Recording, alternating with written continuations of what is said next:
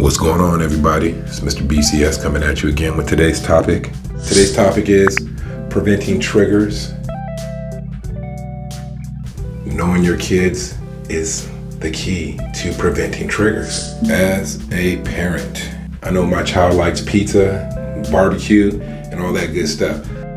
Or my kids think they're having pizza, and I put some chicken breast and some green beans on their plate. Ooh, that's a trigger. There's a lot more stimulus coming out, like video games, TV, radio, computers. There's so much going on nowadays that kids' attention span is not where it needs to be. In order to prevent triggers, it's to front load. So if I'm going to the movies and I know that my kid wants popcorn and licorice and M&Ms and whatever else he likes, because it's just a pattern of things you normally get. But this time around, I don't want to get that because he's gaining a little weight and the doctors are saying that he's a little heavy. What am I going to do? I recommend is front loading. We're going to the movies. This time around, we cannot eat what we used to eat, because of what the doctor has said. And so this time, instead of getting all that candy, we're just going to get 2 things instead of 5 things. That is front loading. Because if you don't say that and you go to the store and you only grab 2 things instead of the 5 things that you normally get, that's when it escalates and that's when triggers can happen. Same thing at the water park, letting them know we're going to the water park. We're going to be there for about 3 to 4 hours tops. That way they know what's going on. And again, through all these examples, you just don't say it once. You have to say it numerous times. While at the water park, after you told them it was going to be 4 hours tops, it's about 3 hours in. You're telling them, hey, we got 1 more hour before we're going to go. These are for more of the extreme cases. These are best practices, practicing things that actually work. So front load your children.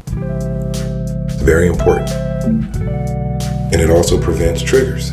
I have an 8-year-old son who really loves sports, but he also likes Dave & Buster's. And so when we go into Dave & Buster's, we're out there hanging out, doing our thing, and I'll tell him, game's about to come on in about 30 minutes. We can, go back to the house. We can get ready. You can take a shower. If the game goes a little over, then you're ready to be showered up.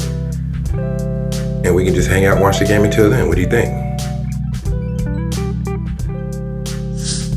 Sometimes my son will agree and sometimes he'll say no. Then I'll say, hey, what do you want? What do you think you should do? And if it's something that I don't want, then I'll just give him the options again. After the water park, I want him to go home, take a shower, and get ready for bed, and then watch the game and eat. These are the 4 things I want. So I'll tell him, hey man, we got like 30 minutes, and in 30 minutes, we're gonna go home, you're gonna shower. Do you wanna take a shower first, then watch the game and eat? Or do you wanna eat, take a shower, and then watch the game?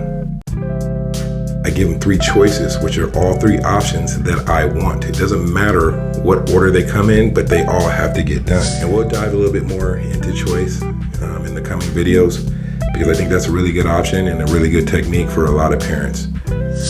Let me know what you guys think. Comment below, smash that like button, and subscribe now. It's Mr. BCS, y'all. I'm out.